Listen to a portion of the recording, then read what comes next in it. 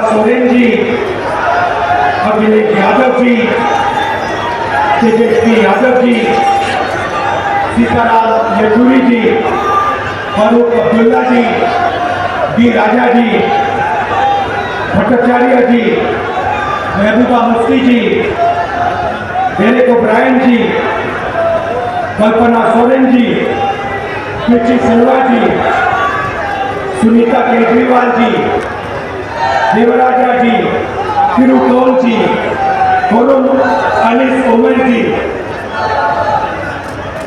और स्टेज से मैं केजरीवाल जी और सोरेन जी का नाम लेना चाहता हूँ, क्योंकि वो आज यहाँ है नहीं, मगर दिल में हम सब एक साथ खड़े हैं। भाइयों और बहनों, इंडिया गठबंधन के कार्यकर्ताओं, आप सबका यहाँ बहुत बहुत स्वागत, नमस्कार।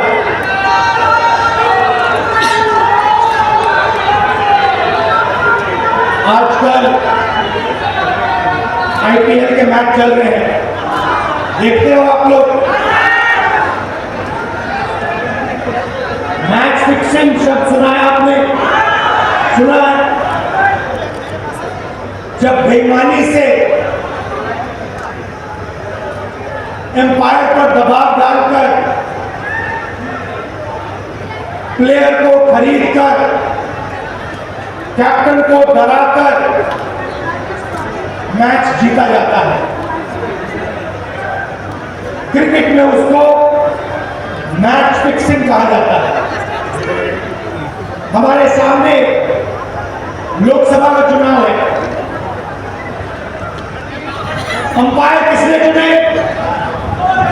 नरेंद्र मोदी ने। हमारी टीम में से मैच शुरू होने से पहले 2 खिलाड़ियों को अरेस्ट करके अंदर कर दिया। तो भाइयों और बहनों, ये जो चुनाव हो रहा है, नरेंद्र मोदी जी इस चुनाव में मैच फिक्सिंग करने की कोशिश कर रहे हैं। ये जो उनका 400 सीट का नारा है, ये बिना ईवीएम के, बिना मैच फिक्सिंग के, बिना सोशल मीडिया और प्रेस पर दबाव डालकर खरीदकर ये 180 पार नहीं होने जा रहा है।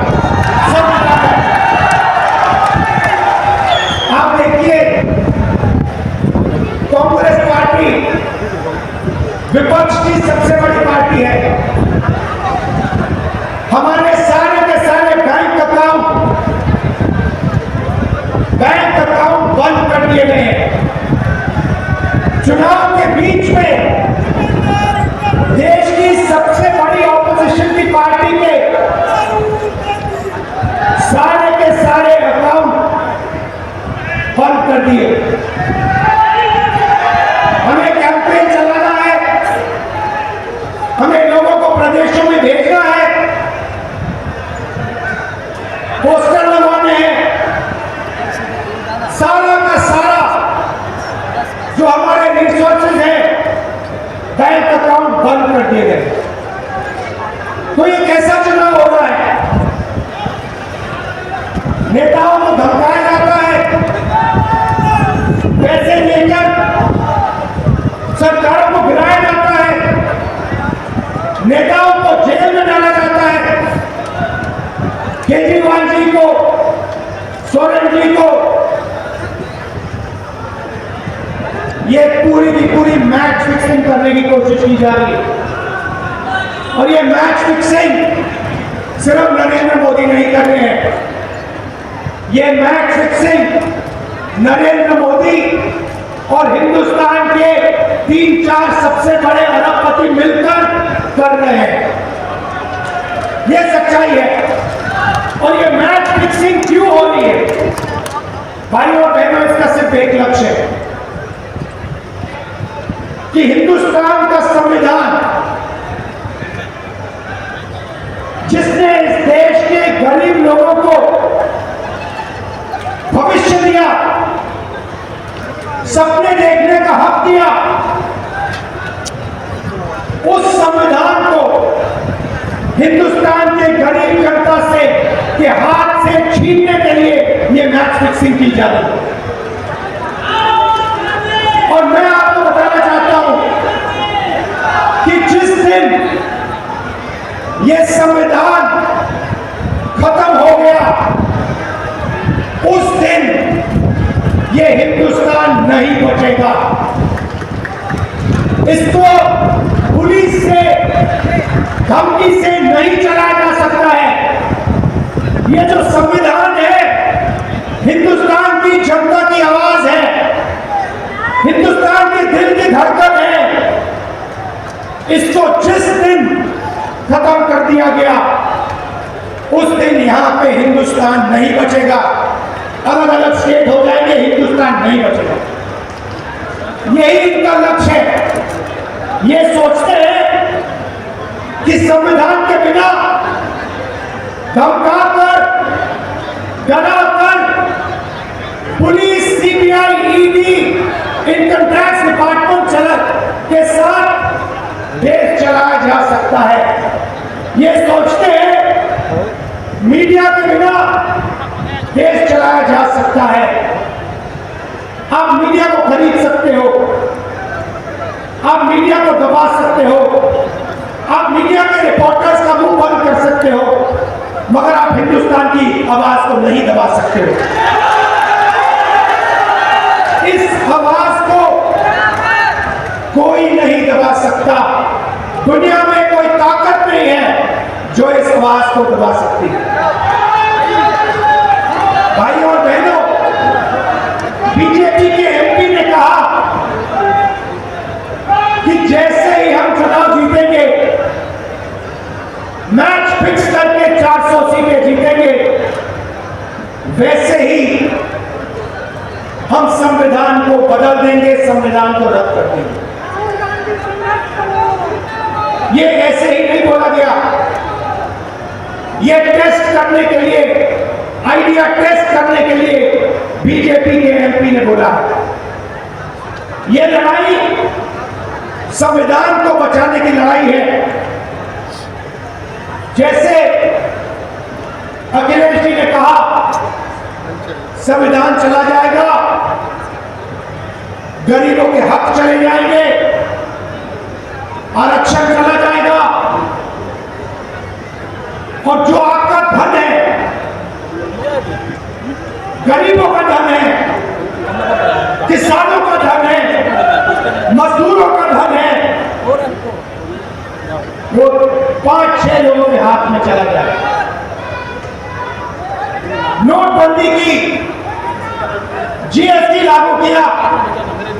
मुझे बताइए, जीएसटी से, नोटबंदी से किस गरीब व्यक्ति को फायदा हुआ? किस छोटे दुकानदार को फायदा हुआ? किस किसान को फायदा हुआ? किस बेरोजगार युवा को फायदा हुआ? किसी को नहीं। 40 साल से सबसे ज्यादा बेरोजगारी हिंदुस्तान में आज है। 1% लोगों के पास हिंदुस्तान का पूरा धन, 22 लोग हैं, जितना धन उनके हाथ में है, उतना ही धन 70 करोड़ लोगों के हाथ में है। ये संविधान को क्यों मिटाना चाहते हैं? क्योंकि आपका धन जो है आपसे छीनना चाहते हैं। मैंने जाति जनगणना की बात की, किसानों के एमएसपी की बात की, युवाओं को रोजगार देने की बात की। यही देश के सामने सबसे बड़े मुद्दे हैं। मगर एक बात याद रखिए,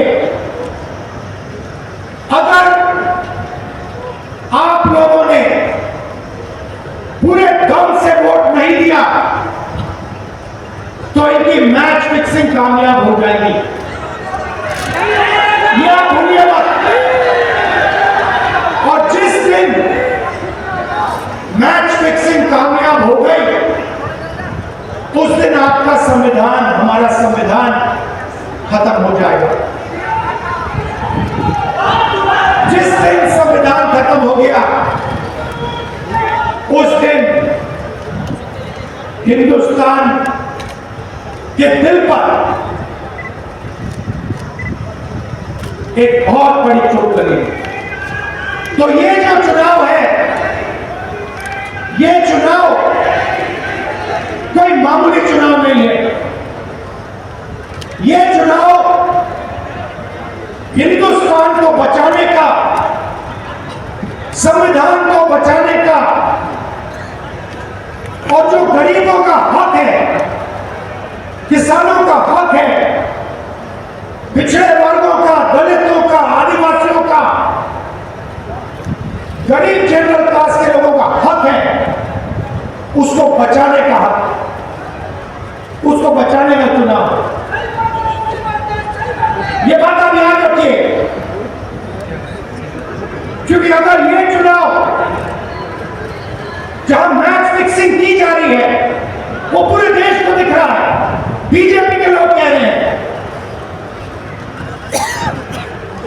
कल मेरे से व्यक्ति मिलने आया, मुझे कहता है मैं ट्रेन से आया, मेरे साथ बीजेपी के कार्यकर्ता बैठे थे, उन्होंने कहा कि कुछ ना कुछ गड़बड़ है। ये सच्चाई है। इलेक्शन कमीशन के लोगों को नरेंद्र मोदी जी ने बिठाया, दो नेताओं को, दो चीफ मिनिस्टरों को जेल में डाला। चुनाव से कुछ ही महीने पहले अगर डालना था तो 6 महीने बाद डाल देते, 6 महीने पहले डाल देते। नहीं, चुनाव से 2-3 महीने पहले 2 चीफ मिनिस्टर को डाला। आपने हमारे बैंक अकाउंट बंद किए, बैंक अकाउंट बंद करने के 6 महीने पहले करते, 1 साल पहले करते, 6 महीने बाद करते, कोई फर्क नहीं पड़ता। आप चाहते हो कि विपक्ष चुनाव ना लड़ पाए, और इसीलिए आपने कांग्रेस पार्टी के बैंक अकाउंट बंद किए, आपने इलेक्शन कमीशन में अपने लोग बैठाए, आप जुडिशरी पे दबाव डाल रहे हो, क्योंकि आप चाहते हो कि मैच फिक्स हो,